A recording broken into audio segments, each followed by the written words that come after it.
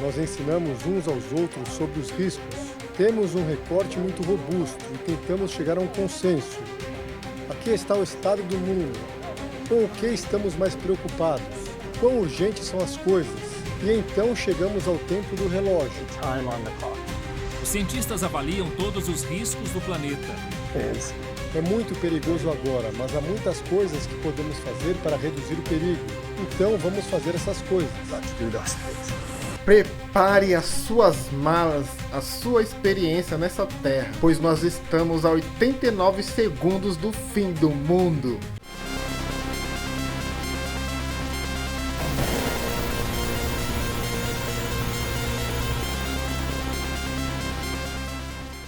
E aí, seus encarnados e desencarnados, bem-vindos ao canal Laranja Viral, onde nós trocaremos uma ideia sobre alguns acontecimentos atuais em todo o mundo com um olhar espiritual e, claro, com um pouquinho de humor, porque as coisas andam muito sérias.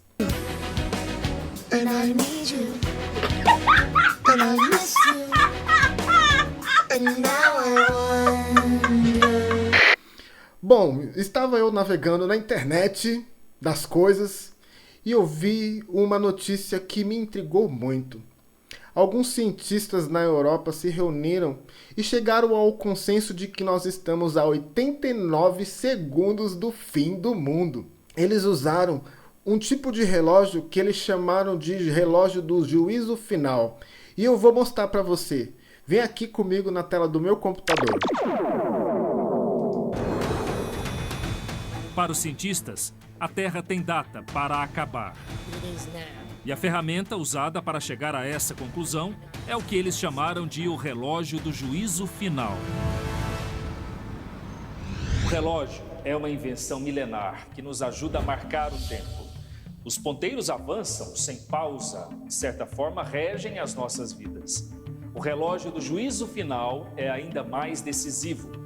Criado em 1947 para demonstrar ao mundo o nível global de ameaça que vivemos, hoje o relógio marca o horário mais preocupante da história. Agora, resta saber, quanto tempo ainda falta para o fim? Estamos a 89 segundos da meia-noite. Mas o que isso significa?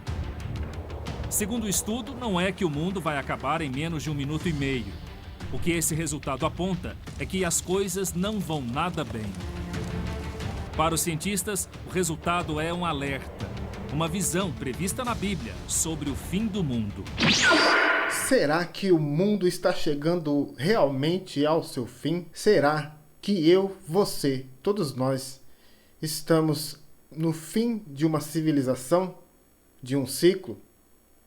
Realmente, se nós pararmos para pensar um pouquinho, dá para ver e perceber que o mundo anda um pouquinho meio louco. Catástrofes, enchentes, explosões solares, diversos acontecimentos estão ocorrendo nos últimos anos.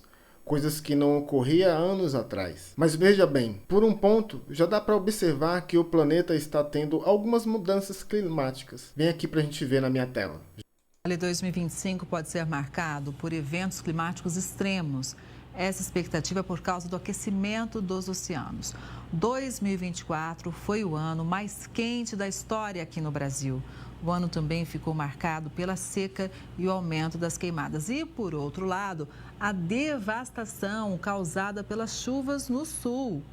E este ano também podem ter eventos bastante extremos. Para falar sobre isso, sobre o que a gente pode esperar para 2025, quem chega aqui é o meteorologista da Climatempo, Vitor Tacal. Vitor, boa tarde, seja sempre muito bem-vindo. Pode ser cedo para a gente fazer uma análise, uma previsão para o ano todo, mas o que a gente pode esperar de uma forma geral? Uma ótima tarde, Kelly, todos os telespectadores que estão conosco. Pois é, o ano de 2024 foi marcado justamente por esses dois polos extremos de muito seco durante a estação seca e eventos extremos de chuva, como você mencionou, do Rio Grande do Sul. Pois é, isso acontece justamente porque a gente vem observando um aquecimento do planeta como um todo. E fazendo uma analogia bem rápida, Kelly, o aquecimento, essa energia, temperaturas elevadas, é um combustível sendo um dos combustíveis necessários justamente para a ocorrência desses eventos extremos. Claro que eu sempre comento que para fazer um estudo estatístico a gente precisa de um intervalo de tempo maior, a gente precisa observar isso por um maior número de anos seguidos, mas conforme a gente vem observando nos últimos anos, a tendência infelizmente é essa, conforme a gente tem este aumento das temperaturas do planeta como um todo, a gente vem observando eventos extremos mais extremos, cada vez mais extremos. O ano de 2025 acabou de começar, é sempre muito cedo e muito incerto, talvez, a gente tentar comentar sobre o que vai acontecer no decorrer de todo o ano. Claro que a gente pode sim pontuar algumas coisas, então a gente já vem pontuando aqui do verão, que o verão ele vai ser justamente conhecido por ter possibilidade de eventos extremos acontecendo aqui sobre o Sudeste. A gente vê já o que está acontecendo sobre Minas Gerais, Belo Horizonte registrando aí chuva em todos os dias do ano até agora e a perspectiva de mais chuvas. Então, infelizmente, pelo menos para o verão, a expectativa é essa, chuva concentrada em boa parte ali do país, da faixa central, e aí essa chuva mais volumosa, mais intensa, ela infelizmente tem o potencial para causar diversos estragos, diversos transtornos, Kelly. Pois é, isso que nós estamos falando só do Brasil. Imagina outros países. Imagina vulcões, terremotos, diversas manifestações da natureza pelo mundo inteirinho. Mas olha só isso aqui. Isso aconteceu há uma semana aqui em São Paulo.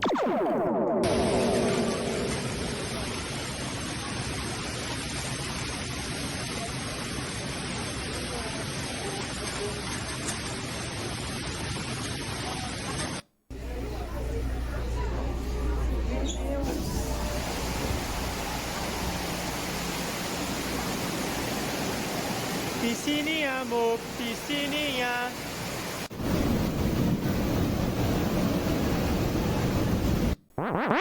E isso tudo por causa de um rio que passa aqui no meio de São Paulo. O rio Tietê. Ele está em níveis altíssimos, nunca visto antes por aqui. Vem aqui para você dar uma olhada. E olha, o reflexo das chuvas na capital paulista está chegando também ao interior do estado. O volume do rio Tietê está 5 vezes acima do considerado normal após os temporais da região metropolitana. Ao chegar no complexo da cachoeira, a força da água chamava a atenção. A vazão da água do rio Tietê em Salto chegou a ficar 4 vezes maior. Em dias normais, fica em torno de 200 metros cúbicos por segundo na usina Porto Góis. E no sábado à noite, chegou a mais de 800 metros cúbicos por segundo. O motivo é a chuva intensa na cidade de São Paulo, que reflete diretamente no trecho que passa por Salto. Por conta disso, no sábado, o complexo foi fechado antes do horário. A Defesa Civil de São Paulo entra em contato aqui com a Secretaria de Defesa Social e a Defesa Civil daqui, avisando sobre a quantidade de água que vem e em parceria junto com o pessoal de Porto Góis, eles nos avisaram sobre essa questão das comportas. De acordo com a Secretaria de Defesa Social de Salto, o monitoramento aqui do local indica que a vazão do rio, apesar de estar bem elevada, segue estável, o que permitiu a reabertura do espaço para a visita do público. Mas as equipes seguem fazendo o controle da quantidade de água e em contato direto com a Defesa Civil da capital paulista.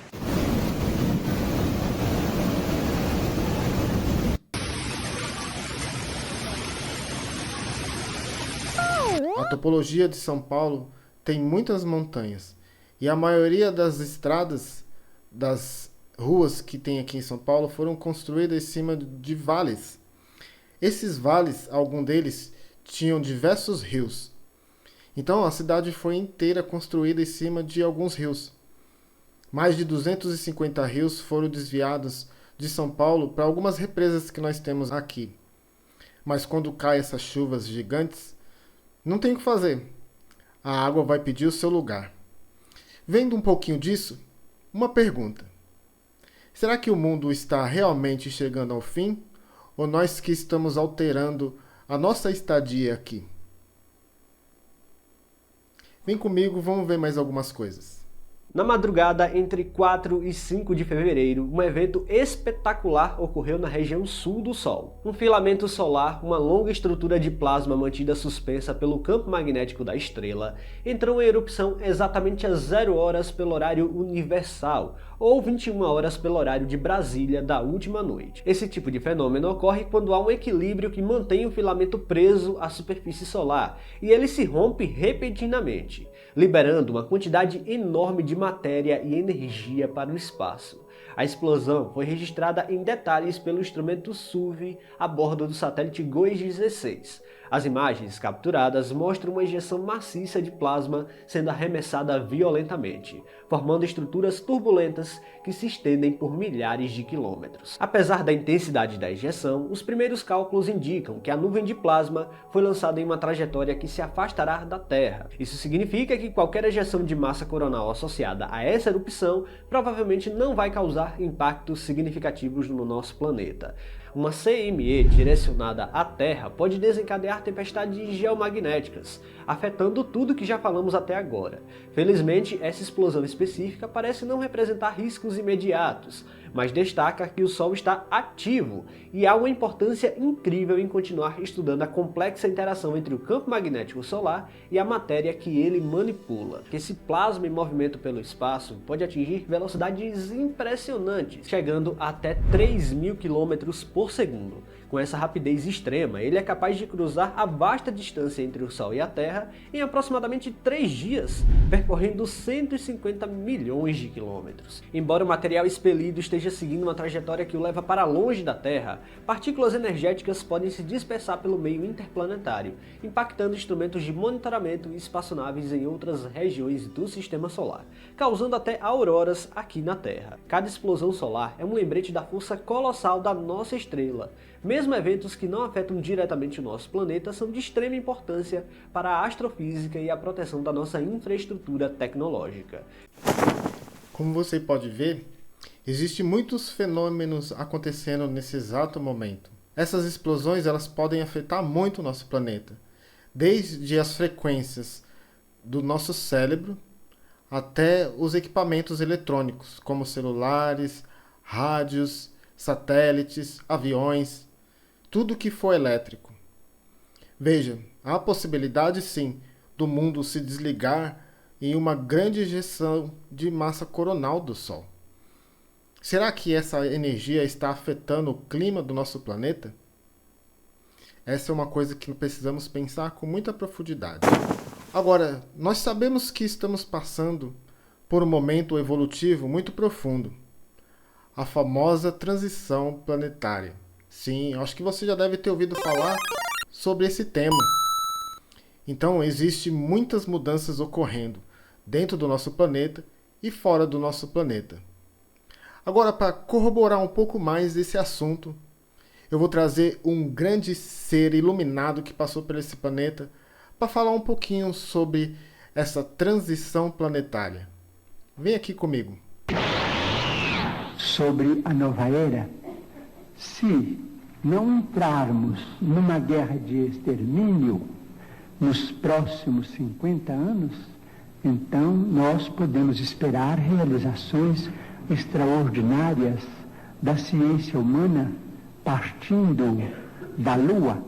Então nós não podemos também acusar os nossos irmãos que estão se dirigindo à Lua para pesquisas que devem ser consideradas da máxima importância para o nosso progresso futuro, porque as despesas efetuadas com isso serão naturalmente compensadas talvez com a tranquilidade para uma sociedade mais pacífica na Terra, porque se não entrarmos, por exemplo, num conflito de proporções imensas, então na Lua é possível que o homem construa as cidades de vidro, as cidades estufas, onde cientistas possam estabelecer pontos de apoio para a observação da nossa galáxia. Então teremos, quem sabe, a possibilidade de entrar em contato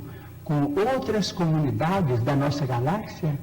Então vamos definitivamente encerrar o período bélico na evolução dos povos terrestres, porque nós vamos compreender que fazemos parte de uma família universal, que não somos o único mundo criado por Deus. O próprio Jesus, a quem reverenciamos como nosso Senhor e Mestre, disse: há muitas moradas na casa de meu Pai. Portanto, nós precisávamos prestigiar a paz dos povos, a tranquilidade de todos, com o respeito de todos, com a veneração máxima pela ciência, para que nós possamos oferir esses benefícios no futuro, talvez mais próximo do que remoto, se nós fizermos por merecer. Se nós fizermos por merecer. Chico falou isso em 1971, nós estamos em 2025. Veja, é uma outra contrapartida ao que iniciamos no nosso vídeo apresentando, que falta poucos segundos para o colapso do planeta. Veja, quem está certo? A ciência ou a espiritualidade? Nós não sabemos, pois o Chico falou muitas vezes se. Veja, são probabilidades. Nós, seres humanos, estamos aqui vivendo neste planeta juntos e estamos escolhendo o nosso futuro. Estamos sim em algumas guerras locais, guerras frias. Podemos ver, por exemplo, o novo presidente dos Estados Unidos, que está fazendo alguns movimentos com alguns países. A guerra da Ucrânia, que já está há algum tempo ocorrendo também. A guerra comercial entre a China e os Estados Unidos, algumas nações querendo tomar posse do poder planetário. Veja, não sabemos se ainda estamos numa guerra, mas já se passaram muito tempo. E não entramos em uma guerra fratricida, como disse o Chico. Fratricida seria jogar bombas, destruirmos uns aos outros. Isso não ocorreu. Então será que o nosso planeta realmente está a alguns segundos para entrar num processo de destruição? Fica aí a pergunta. Nós sabemos que este planeta já teve momentos escatológicos diversos de extinção. O próprio dilúvio, por exemplo, foi uma extinção em massa. E nós sabemos que nada que ocorre nesse planeta não ocorre sem passar pelas diretrizes planetárias, que são os espíritos mais evoluídos que cuidam deste planeta, do sistema Terra, de cada coisa que é manifestado aqui. De uma coisa é certa, o nosso futuro é incerto, mas podemos delinear a pequenos passos, talvez, de acordo com as nossas ações para com o planeta, aonde podemos parar. O planeta não pode ser destruído por nós. Este planeta contém sistemas automáticos de autopreservação. Se o ser humano de alguma forma tentar destruir este planeta, entrará num sistema de preservação. Se o planeta for de alguma forma destruído, essa energia reverberará por todo o sistema solar. Todos os planetas, e em muitos quilômetros à frente, sentirão essa energia de medo, de morte.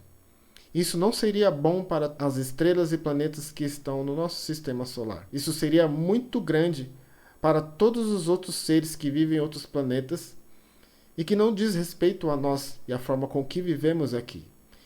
Então, isso não irá acontecer. Nós estamos num caminho que não é mais negociável por nós retroceder, que é a evolução. E se você está gostando deste assunto e adora ouvir ou falar sobre coisas espirituais e acontecimentos recentes, deixe o seu curtir aqui, compartilhe, siga o nosso canal, porque semanalmente nós teremos conteúdos como esse para você vir aqui e avançar, evoluir a sua consciência, pensando e sentindo a vida de uma forma diferente. Agora nós vamos ver juntos uma outra matéria sobre o relógio do juízo final, feito em 2016 por outros cientistas em um canal português. Vem comigo aqui na minha tela. As ameaças nucleares e as mudanças climáticas representam fortes riscos ao planeta e o simbólico relógio do juízo final se mantém marcando 3 minutos para a meia-noite. O relógio serve como uma metáfora para determinar o quanto a humanidade se encontra perto de destruir o planeta. A decisão de acertar ou não o relógio é tomada por um grupo de cientistas e intelectuais, inclusive 16 ganhadores do Prêmio Nobel. Ano passado foi ajustado para mais perto da meia-noite, o que indica mais perto do fim. Esse ano não houve alteração, mas isso não significa uma boa notícia. O relógio permanece o mais próximo que já esteve da meia-noite nos últimos 20 anos. Apesar de algumas notícias positivas, como o acordo nuclear com o Irã, as tensões nucleares entre os Estados Unidos e a Rússia têm crescido, a situação na Coreia do Norte se tornou mais aguda e as tensões entre o Paquistão e a Índia continuam elevadas. O cosmólogo Lawrence Krauss disse também que a luta contra a mudança climática mal começou e não está claro se as nações do mundo estão prontas para fazer as escolhas difíceis que serão necessárias para estabilizar o clima e evitar possíveis desastres ambientais.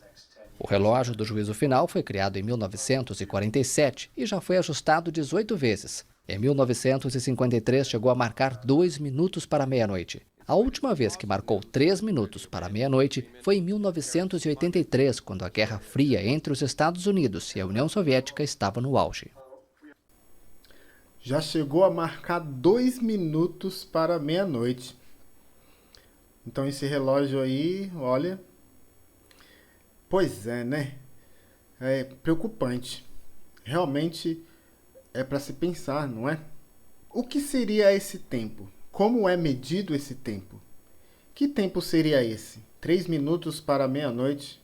Alguns segundos para meia-noite? Isso significa que estamos no último dia antes desse fim, antes desse apocalipse ocorrer. Na verdade, pela espiritualidade, não seria o final de um dia para soar a meia-noite, mas seria o raiar do sol, próximo das 4:30 da manhã, umas 5 horas ali, umas 5:30, quando o sol está raiando, nascendo no horizonte, né? Para um novo dia, para um novo momento, para um novo ciclo evolutivo, para um novo planeta, para uma nova era. E esse é o caminho de todos nós. Não temos escolha a não ser evoluir. E está aí a ciência, de alguma forma, do jeito dela, trazendo isso. Está aí as religiões, as filosofias antigas, de alguma forma, trazendo isso há muito tempo.